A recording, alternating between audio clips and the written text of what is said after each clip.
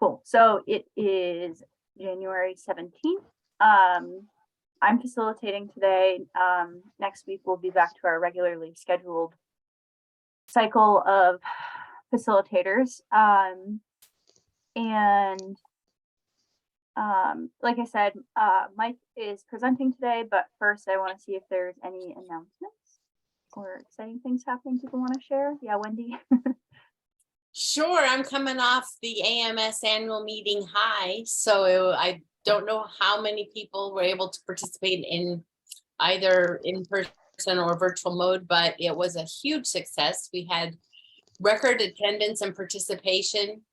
It was a hybrid meeting. We seated 7,000 participants, which was far higher than the Centennial meeting in Boston right before the pandemic.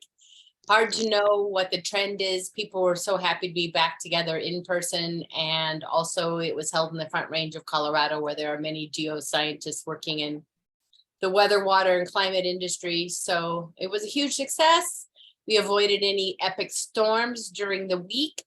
I saw Katie presenting the clean poster, and she had family help. The whole fam was there. It was great.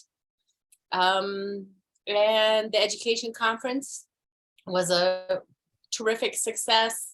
Many panels and presentations covering the full range of K-12 engagement, informal engagement, higher ed, atmospheric science, education, research, teaching of synoptic meteorology and revisiting that for the future. It was broad and exciting, and the field was excited to be together. So total success. Including Clayton. Yes, we were happy that Katie and Skylar were there to represent us.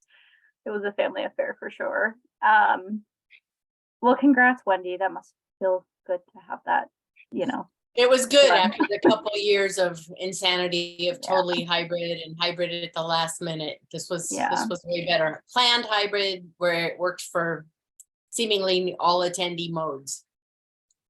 So yeah, that's it. That's my announcement. Nice. Frank, you've got your hand raised. Yeah. So Zoom seems to be doing some weird stuff for me right now, but hopefully you can hear me. Can you hear me, Katie? I'm sorry, Gina.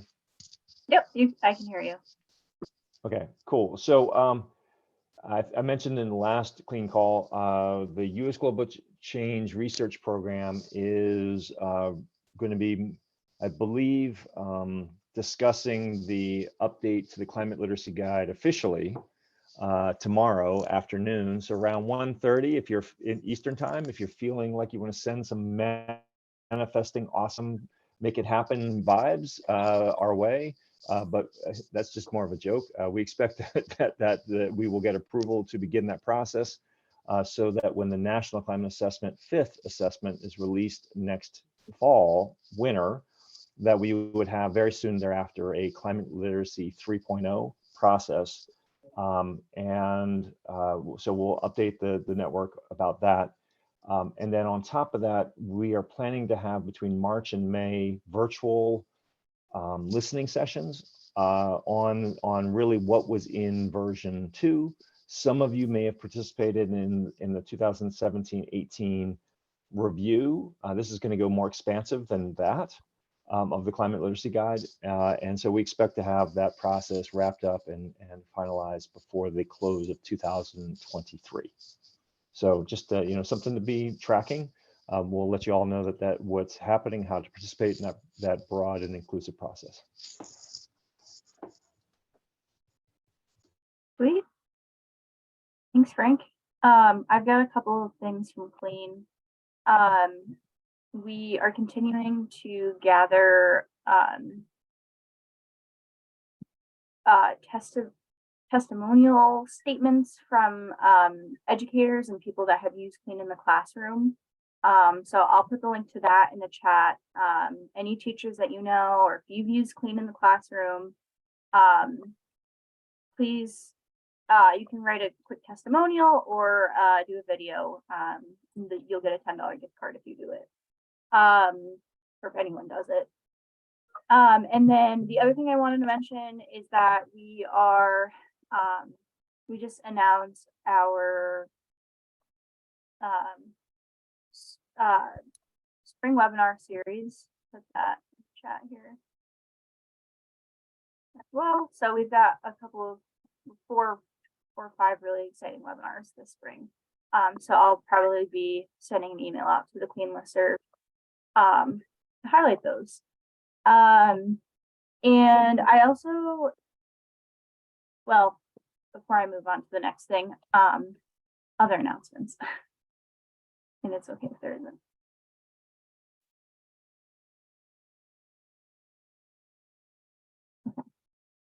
Jim?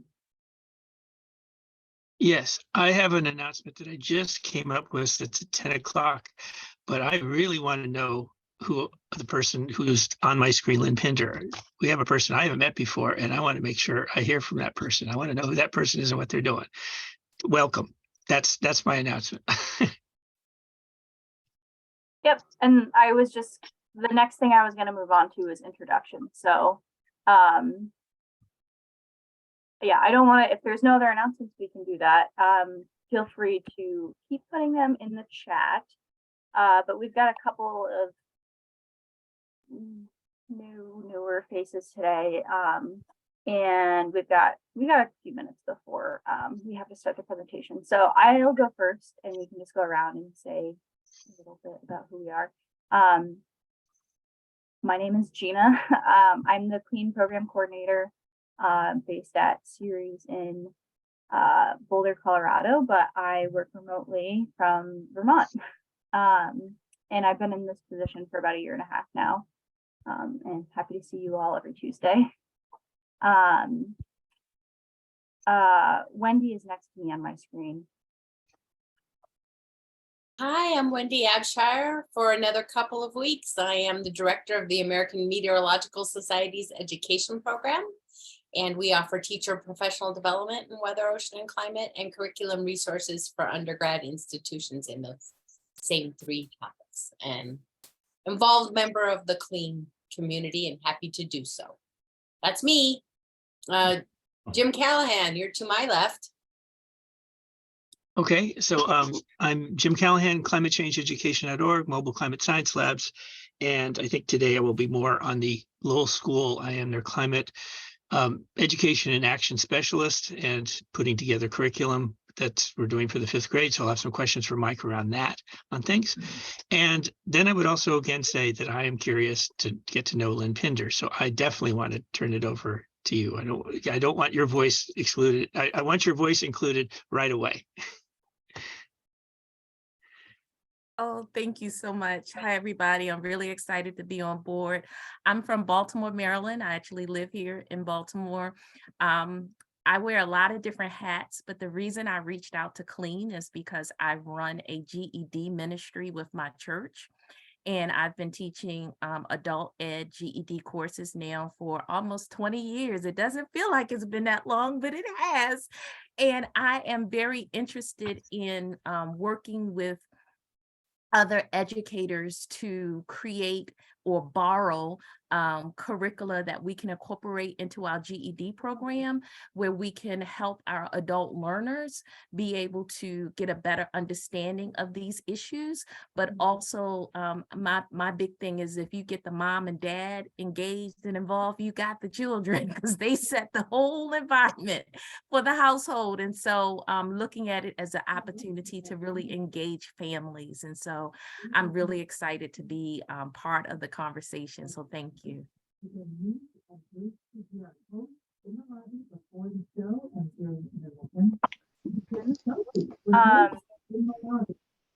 Carolyn, you're also next to me, and excited to see you, Lynn. Thanks for joining. I think you're getting some background noise.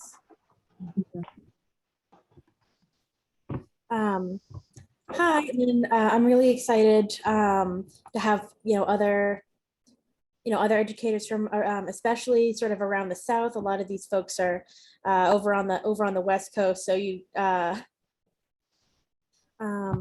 stuff going on around here. I'm the education and curriculum manager for the CLEO Institute, which is a climate education and advocacy nonprofit.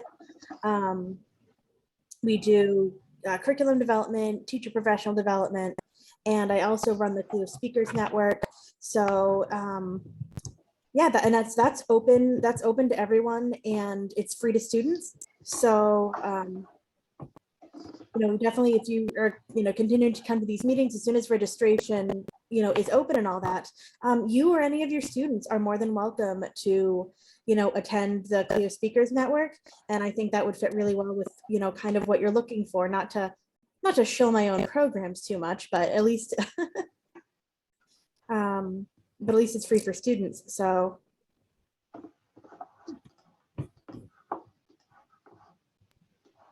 Thanks, Carolyn. Colleen, I think you're up next.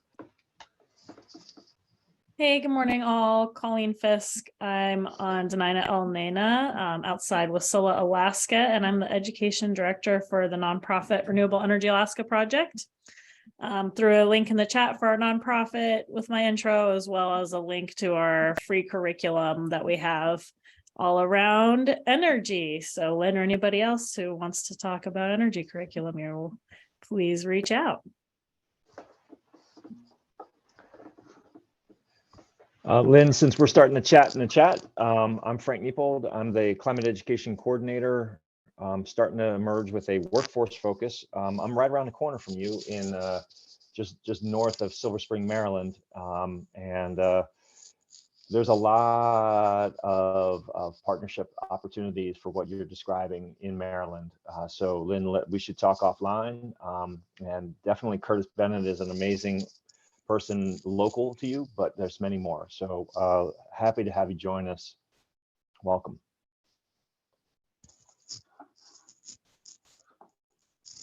I don't know who's left. Maybe Mike, but he's going to get his introduction when he begins. So who's left, Gina? Frank G. Are you ready to go? Yeah, so I'm Frank Granshaw. I'm over here on the West Coast in Portland, Oregon. I'm a retired geoscience instructor, community college, which gives me time. Being retired gives me time to do things like teach climate science for non-science majors over at Portland State, and also be involved with our creation justice program over here at Ecumenical Ministries of Oregon. So Lynn, I'm really pleased to hear whenever anybody from a religious point of view dives into the climate realm. So that's probably enough. And Carolyn, I love your ghost cat that kept popping in. I'm sorry, what was that? Your ghost cat that kept popping into the picture. I'll come here, Marilyn. If you want.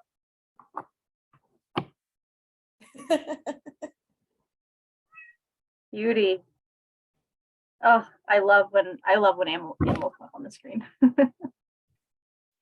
Kara, you just had your hand up. Go next. Yeah, sure. So my name is Carrie Herndon. I work for National Center for Science Education. We've been around for a little over 40 years now, and we're dedicated to ensuring that all students are engaging with science in the classroom. And so with that said, one of the projects that we've been working on more recently is releasing free curricula that deals with misconceptions and evolution, the nature of science and climate change. I'll put a link in the chat, but it's something that is published and freely available using materials that most teachers already have in their classrooms, or things that you can print out with lesson sets themselves. Welcome, Lynn.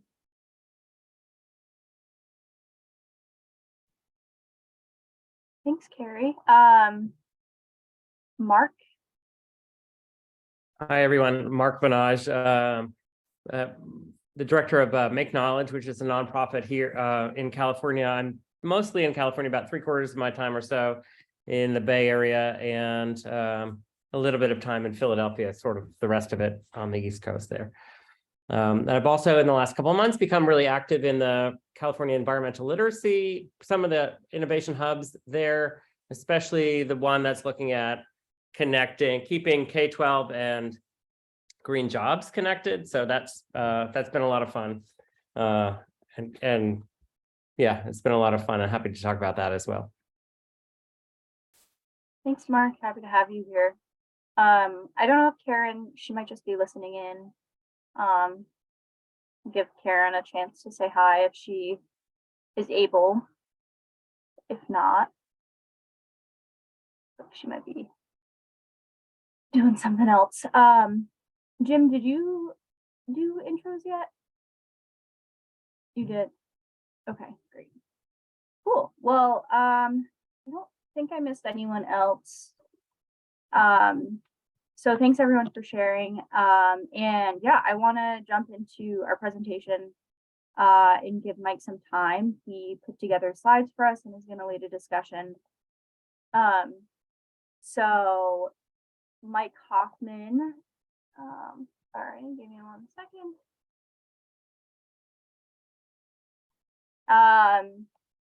So Mike Hoffman, who is joining us today, he's author of a new book called Our Changing Menu: Climate Change and the Food We Love and Need.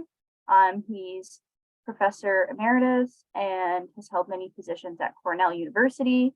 So fellow East Coast individual, and is really dedicating his career to climate change and food.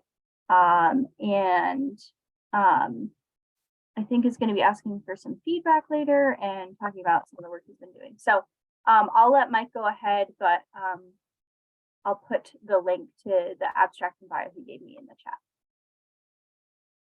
Thank you. Thank you, Gina. Good morning, good afternoon, everyone, no matter where you are. I appreciate the opportunity to sort of revisit. I spoke to the group sort of formally about 2 years ago on our work with using food to help tell the climate change story. And a lot has happened since then. So I thought I'd give an update because I just feel we're onto something, using food, which is something we encounter so many times a day, et cetera, as a way to tell a story. A brief overview or review, some of the progress we've made. It's really intriguing national survey we conducted of whether or not people actually care about climate change impacts on their food. And a project we're probably going to pull off in a dining hall on campus, but I'll share my slides now. And don't look at the first one just yet.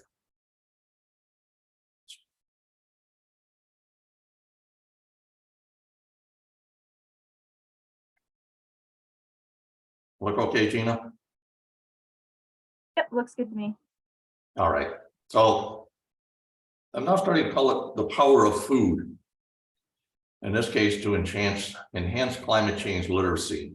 And I always try to insert just a little bit of humor in my talks. And during the COVID era, when we had to wear masks on campus, so the students knew what I looked like, I brought this picture up to make sure there was no confusion when they saw me on the street. You have to have some humor when you're talking about this topic. So briefly, why are we focused on food? Because we all eat several times a day. It's incredibly relevant to our lives, our cultures, family traditions. It's emotive. I don't know about anybody else, but I can really, really get emotional over some food. We love it. There's these things called social lubricants, which are alcoholic beverages. For the economy, it's easy to talk about. So there's unlimited stories to tell about food and climate change. And also most of the audiences I talk to are adults. So as I go through this, the story I'm telling is mostly focused on adults, but the idea is, are there opportunities for those teaching K-12 or even other audiences to adapt some of the things we're doing and see how it works? Bear in mind, the audience, however, is mostly US and rich countries. We caused the mess and we're in a position to do something about it. Most people don't understand where their food comes from. This is one of the other starting points in this dialogue, whether it's a woman pollinating vanilla one flower at a time in Madagascar, which is going through all kinds of climate change, a dairy farmer in Wisconsin, an Australian cattle rancher producing our grass-fed beef, occupied doing one of the most dangerous jobs in the world, fishing in the North Sea, a family in Western Africa growing cacao. Our food comes from land and sea and it's people. We forget about that. It's changing. So part of this story are the real people out there on the front lines with climate change.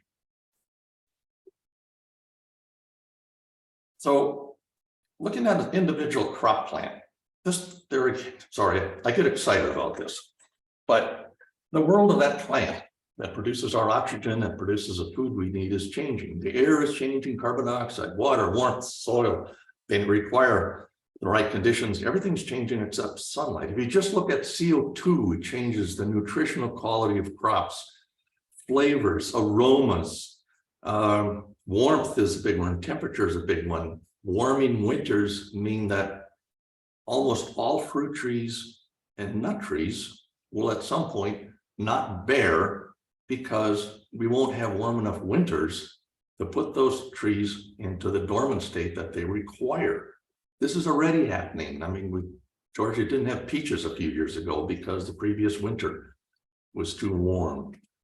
I have a colleague, a farmer, a large farmer in California who grows prunes, and he's having trouble. And this is a major producer of prunes, and the winters are getting too warm. So again, story upon story to tell. Water, obviously right now, I think of California, and I keep watching the news to see how much damage is going to occur from the floods that are occurring right now. Thank goodness it's wintertime, the Salinas Valley, the lettuce capital of the world. They don't have a lot of crops in the ground, but they're getting flooded. If they did, it would be a real disaster. And where will food be grown in the future? This is ProPublica, but it's based on a paper in PNAS. The dark green area, this is actually a paper about human migration. There's the optimal place where we live, the region where we live, in the image above today. 50 years from now, that's going to move much further north, and so will some of our main crops. Vast changes are on the horizon. This is under the worst case scenario. But again, these are things all audiences should be aware of, or have a hint that these major changes are on the horizon. And getting it to the table, lots of stories here. The Mississippi was dried up. I don't know the current situation, but that affected about the movement of 70 million tons of grain for export from the Midwest out. Suez Canal, excuse me, the Panama Canal has been in a drought for a long time, so very large ships can't get through. So more things, and these are really surprising to a lot of people. I teach an online eCornell course, and this one comes up. They never thought about the transport, and it goes back to where food is grown. Where does it come from, and how does it get here? It's changing. Well, let's just look at a few things.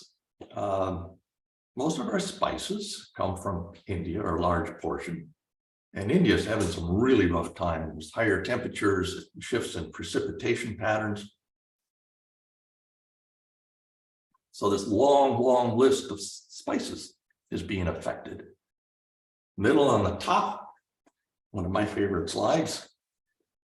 You've heard this before, but wine grapes are affected by higher temperatures, higher acidity. Flavors and aromas are changed under extreme temperatures. Salad to the right, tomatoes will be sweeter, onions more pungent in the future. Grains used in our baked goods, depicted here, will change. The nutritional quality is going to decline in proteins and essential minerals. Coffee, I'm not going to talk about. Chocolate, Western Africa, stories there about primarily higher temperatures affecting chocolate, and the hamburger. Ranchers in the Southwest, because of the drought, are simply going out of business. They don't have the grasslands to graze their cattle unless the current storms make a difference. So more stories to tell. This is sort of an adult image, but let's look at, it's unfortunate, but I looked up what youth in America, their favorite foods. Well, mac and cheese is on the top of the list, cheeseburgers, hot dogs. But if you notice the mustard on the hot dog, the Canadian prairies this last year had a tough time producing mustard. So Dijon mustard is in short supply. Ketchup, California, the drought in California reduced processing tomato production by about 10%. Doesn't sound much, but they produce 90-some% of the tomatoes, the processed tomatoes we use in the US. Pizza, top of the list. Olives, anchovies, the cheese, the wheat, the peppers, the onions. One could spend an hour probably talking about all the changes that are occurring in pizza. So can those who feast on these wonderful things relate? If you put that pizza in front of them and start talking, it's all changing. You notice this is not, I'm not saying that the end of the world is not doom and gloom. I used the term change. So all our audiences need to know what's being done. And there's lots of stories to tell about how farmers are doing a better job. There's stories from the food and beverage businesses about changes in everything from the amount of glass used in a wine bottle is being reduced, and you multiply that times tens of millions of wine bottles every year. And what's really cool is science. Let's talk about genetic engineering and how it could help us keep the food on the menu or on the table as climate changes. So these are positive things. They're good messages to convey to all of our audiences. And what can we all do? Keep that menu stocked. Become climate change literate. Talk about it. Think about a diet that's more plant-based. Look at your entire carbon footprint, not just the food component. And appreciate the farmer, the rancher, the fisher out there producing that food and getting it to us. Get involved. Be courageous. And you're aware of the book and the website we have. We're trying to raise awareness and action around climate change, which is becoming obvious because through food. So now, just some updates. So the book's gotten a lot of good press. No New York Times reviews, those sort of things. It was wonderful to be part of the book club. You know, it was Plant Stewards Book Club a while back. Does have one award. Lots of interviews continue. Last year I did 9 or 10 invited podcasts. I lost track, maybe a couple dozen presentations, including to the Culinary Institute of America. Several hundred teachers at the National Ag in the Classroom convention. There's something called the Menus of Change University Research Coalition, which focuses on dining halls on campuses. And I'm not sure I'm going to pronounce the last one, Salam. That's a company with 12,000 employees. So just invited to do some global seminars for them on this topic. So this is really encouraging. People are interested.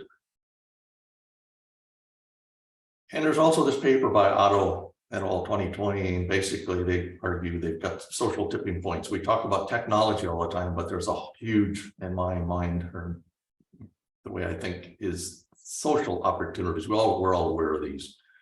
So we want to help incentivize people, create a massive shift away from fossil fuels. We'll tell them it's going to mess up with their chocolate. Realize the third bullet, help people realize the growing risk, again, to food. We all eat. Let's create a grassroots movement, change lifestyles such as changing diets and educate in new ways. So we did a survey, like, yeah, I just gave you all that information, but does anybody really care? Well, we did an experiment where this company did, a survey out to a little over 1,000 people. Half of them received an introductory comment or paragraph that described the general impacts of climate change, melting glaciers, sea level rise, and all that sort of thing.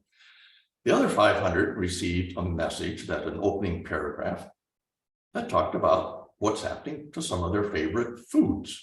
So basically, we wanted to compare the responses to a set of questions. They also got both sets of people, also got 19 questions that were the same for everybody. So in other words, the idea was, would we see stronger reactions? We hope for that, from when people saw something so relevant as food being impacted by climate change versus the standard melting glacier. I'll get to it, but the answer was no, we actually did not see any difference. But we also had other factors in there. Gender, interestingly enough, to these 19 questions, male and female almost were consistent. There weren't any variations. They all responded about the same. Age was another factor. I'll talk a little bit about that. Politics, another one. Education, there were some effects, and race. But I'm just mostly going to focus on age and politics as we move through this. So, general question, very or fairly concerned about food choices, the impacts of climate change on food choices. The blue are Democrats, the red Republicans. Look at that. Both parties are concerned about climate change impacts on food choices. Is climate change a crisis? Sorry, that should be blue, but it's 59% of the Democrats said yes, 20% of the Republicans said no, but contrast that to the first response. Is there an open door here to work and use food to sort of bridge this political divide? And I like the next one. What do you really want to see protected from climate change? Well, coffee was right up there. A very little difference between political affiliation. Chocolate was high, but beer and wine just, I'm surprised, kind of fell off the map. Not necessarily my priorities. Willing to pay more? Here again, Democrats for 87%, Republicans 63%. Is there an opportunity here? And this one really blows me away. Are you interested in learning more? Look at this. Democrats 90%, Republicans 62%. Do you talk about food occasionally? Most people do. And you've seen from the Yale reports how often people talk about climate change. Not very often. So can we somehow meld those two conversations?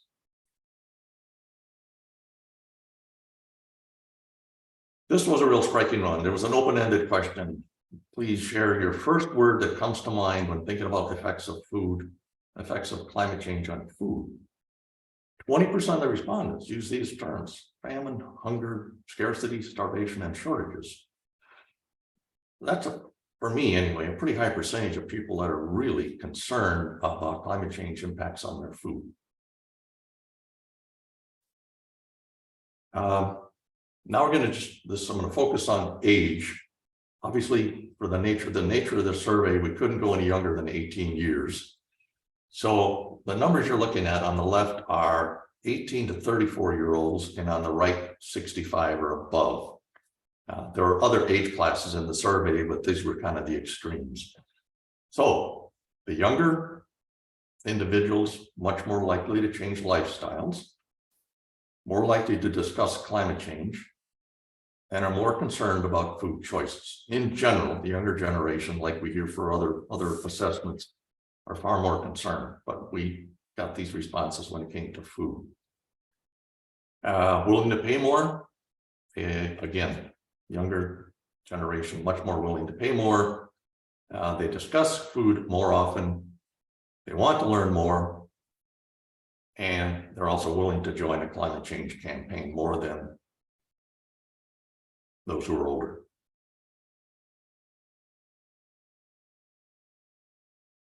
And here's something that, depending on funding, it may start this very next in a matter of a couple of weeks.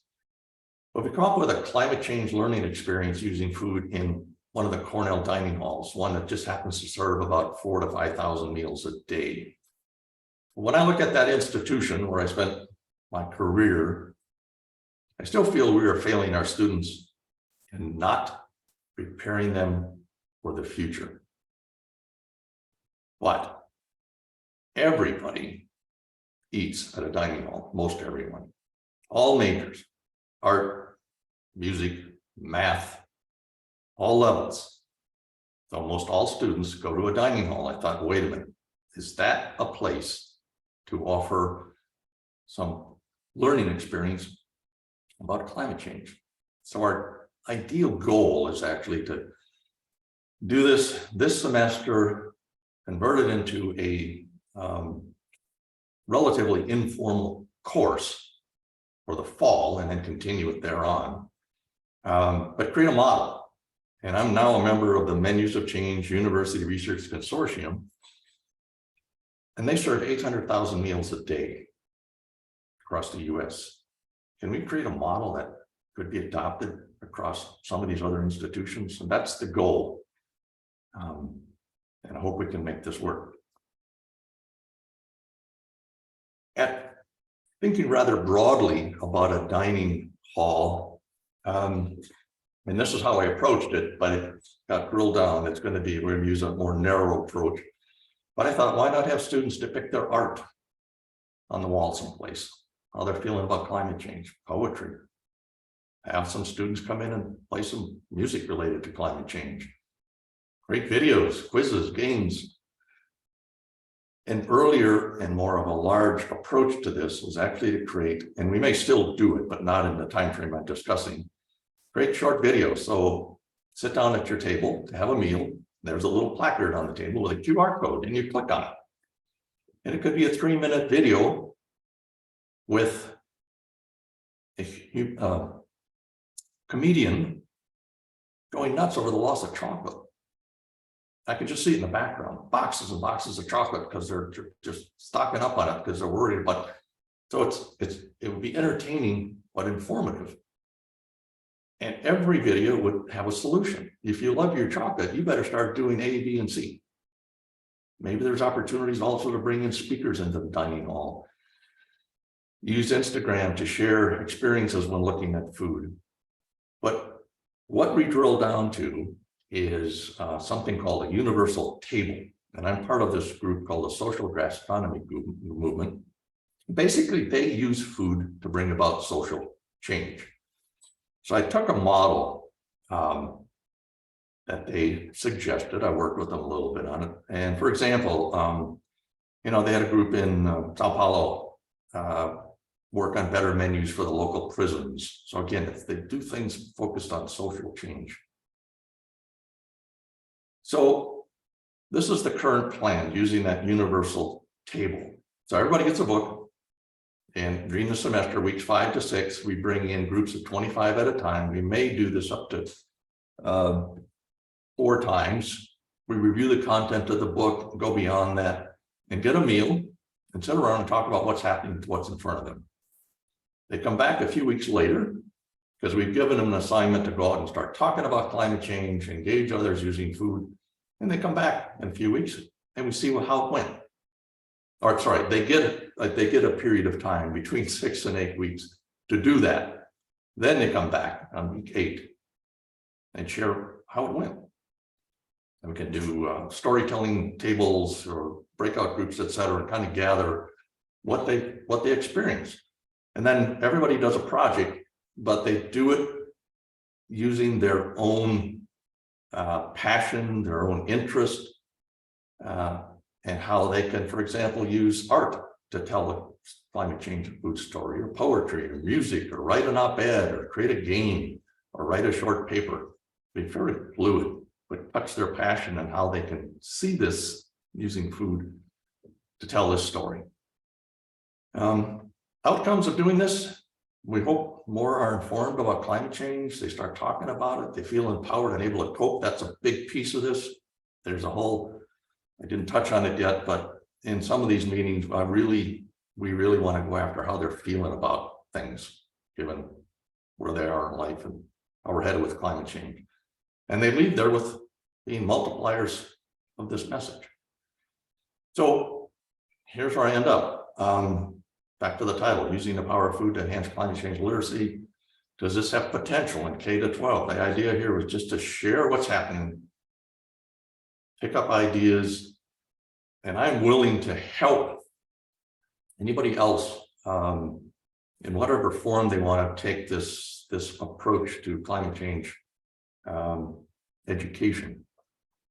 And I think with that, I will stop the share, and it's open for questions. Thanks, Mike. That's great. Questions, discussions, comments? And I don't mind feedback, like maybe you need more bacon in there or something. Oh, I saw Frank M had a question in the chat.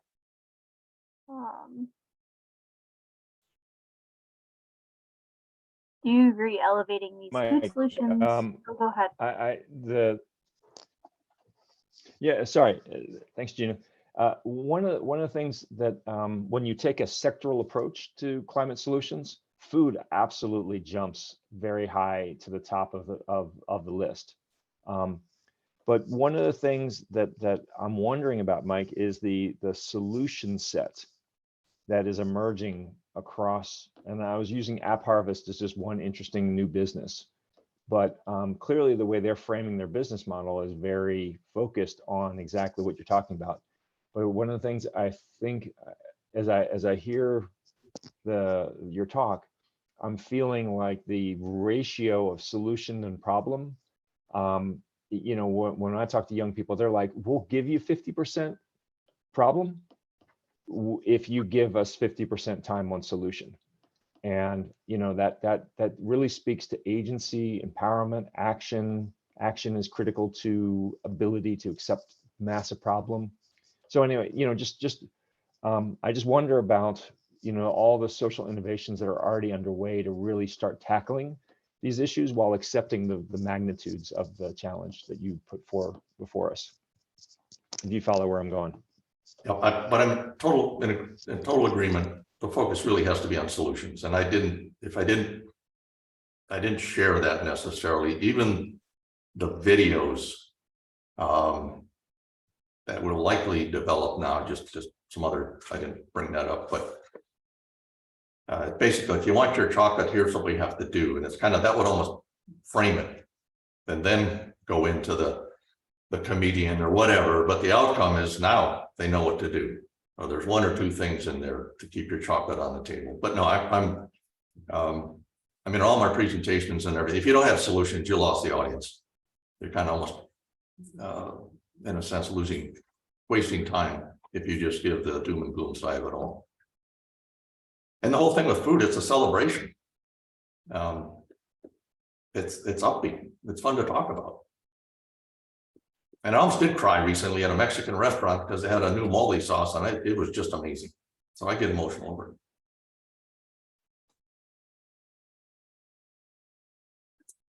Do you want me to call on or?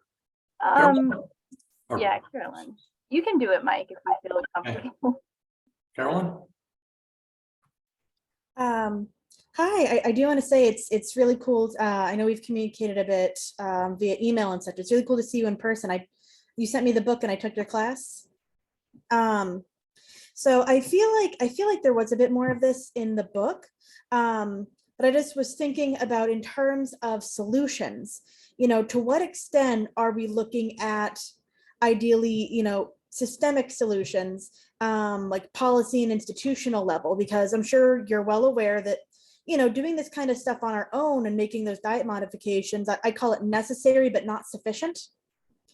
So to what extent do we have any, sort of like civic policy, you know, in governmental level solutions? Because, you know, everybody in my neighborhood could have their own garden, and, you know, I'm not going to say it's not meaningful, but it's a drop in the bucket. So are there avenues to sort of come together and get that kind of collective action going?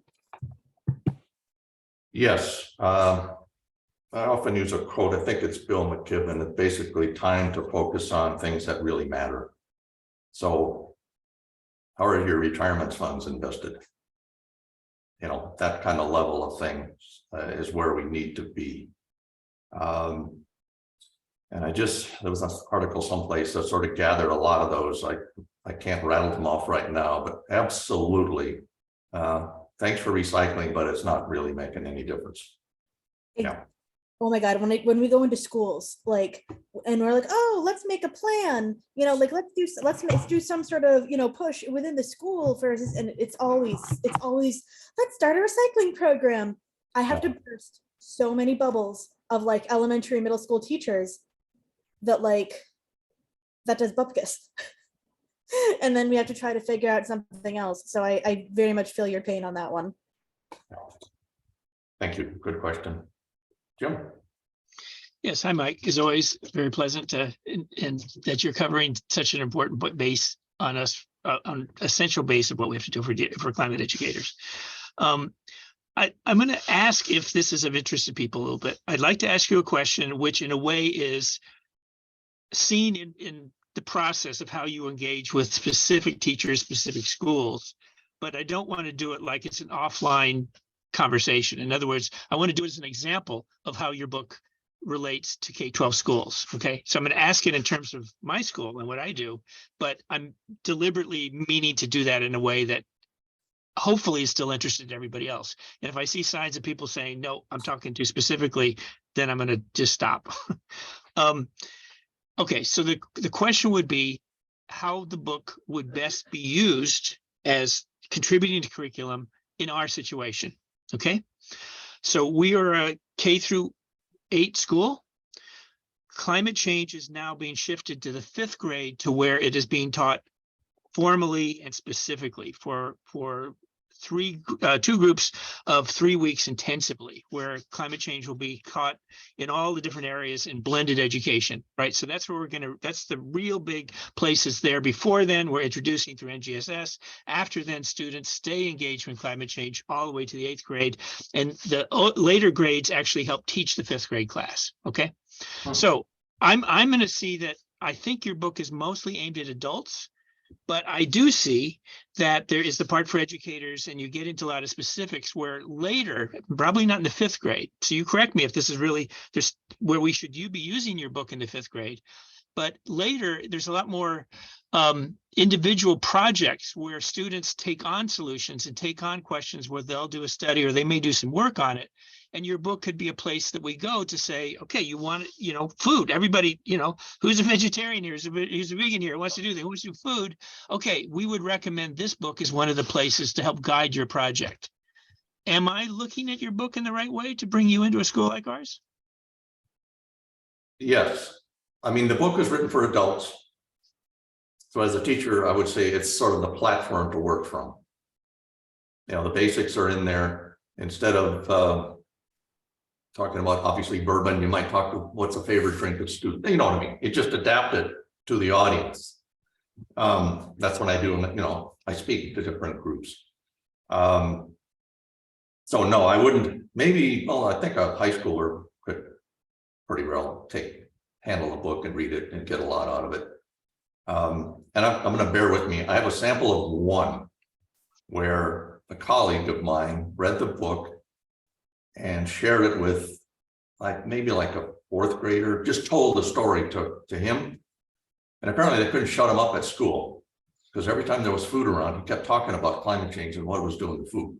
So there might be some sort of, I want to call it a multiplier effect. Like I think your projects or whatever, and students teaching other students about it, and including food in that dialogue. Again, because it's so relevant to their lives, it would just be something for them to latch onto and a topic they can easily talk about. Am I helping? I'm not sure if I'm answering your question or not. No, that's the idea. And I think I would encourage when we have speakers here that we kind of put you on the spot a little bit, or that's okay. Yeah, but let you run with it of saying, okay, so you have this resource. How does it address this group of educators? And of course, clean is not only, but K-12 is number 1 and formal education is number 2.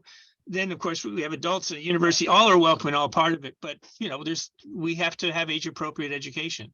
Sure. I wanted to kind of do an exercise here, but a practical one for me of, okay, so how does this resource fit into teaching at this age group?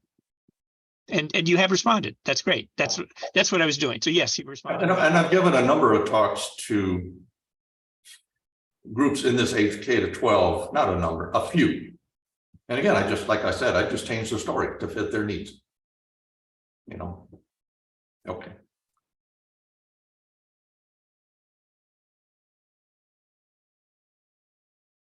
Any other questions? I'll do a follow-up. Is you want to pay attention to, are you in the clean resources? Because we give preference to clean resources. That's a big, that's a big star, about 5 stars, about whether it go into the programs at Lowell. So anyway, just be thinking about how do we get you in the clean resources? Not, we teach other stuff too, but that helps if you can address that.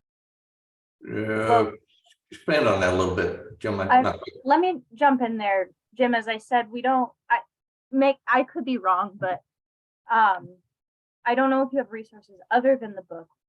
As I said, Jim, we can't accept books in the clean collection because our review process is we have multiple people reviewing. It would take too long for one person to read a book. If there's anything else though that you have, resources on, like, we would be happy to look at them for the clean collection. But I know the book is your main focus. The website would be treated the same way, right? Yes, because we have most of our resources are there, classroom ready and very instructional. Right. So it's a good thought, Jim. I don't think there's might be any fits for that. Yeah, Frank. Well, yeah. Gina, the one other way, I mean, obviously, Mike, the Clean Network as a listserv is a powerful tool for moving excellent work through other practitioners, partners, educators of all forms, right? So that's one vehicle that's still here. It's different than the Clean Collection. The other one, Gina, is the what's the current name? They used to be the STEM flashes. The newsletters, yeah. The newsletters. Thank you. Yeah. Where we can weave in where there's a food topic.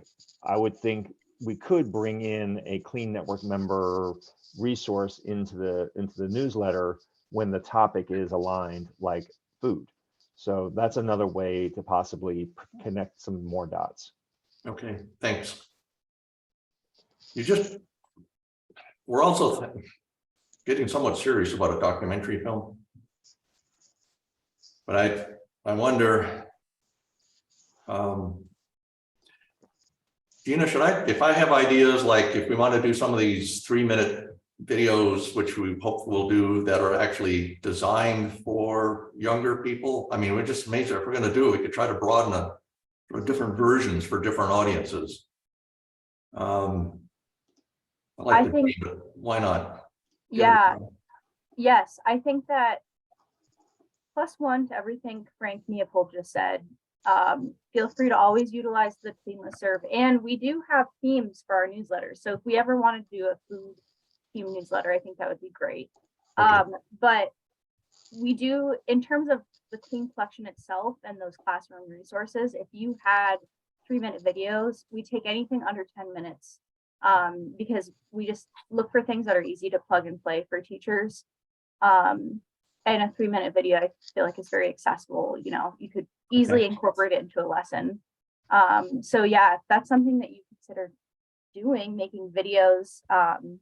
I mean, don't design your video around clean, but just saying, like, if you end up making something under 10 minutes and you think it would be useful in the classroom, we could totally put that through the review process to go into the collection. Thank you. Yeah. Great. Yeah, and I think it'd be great to have, I don't actually know how many food related resources are in there right now, but I don't think it's too many. So something like that would be great. Yeah. Building on that, Mike, the the Operator's Manual, which was done many years ago, really segmented. So it was a full movie, and then they chunked it into places, and then they made a section on the website about it for educators, where you could use a piece of the movie, right? As an educator, watching an entire movie end to end generally is not done.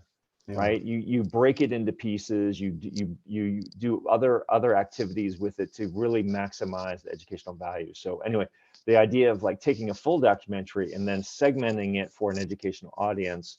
The other one that was done by Baylog who did Chasing Ice, Yep. when he did the movie The Human Element, Right. also did that. And I think that that's another example. Huh. James Baylog's The Human Element. And I think have it was his book and I know him Yeah. well. Yeah, but look at the movie. Yeah, I And did. he did the way he packaged the movie, what's the word? Segmented the movie, right? Like broke it into pieces that were much more, and that's actually how Clean works, right? We don't put like a 2-hour long video in the collection because it's just like, this is not how educators use video. But I think, a secondary effect, you could absolutely do that if you go down that direction, or you have those solution videos that you're talking about. Those totally fit the Clean model for how we would promote and Right. review. Thank you. Sure. Well, I think our time is up, Gina. Yeah, great discussion. And please, if I can just screen me as a resource. If you ever get hungry, think of Mike Hoffman. How's that? Climate change. You certainly I'm Italian, I love food, so you definitely mustered up some thinking in my head about like, oh no, what happens to our pastas with climate change? This is great. Thanks, Mike. Yeah, and I hope there'll be some collaborations in the future. Feel free to email me whenever Good. you have a Okay. thought about something. Thanks again. Yeah, thanks everyone. Have a great rest of your day. Thank you, Mike. Bye.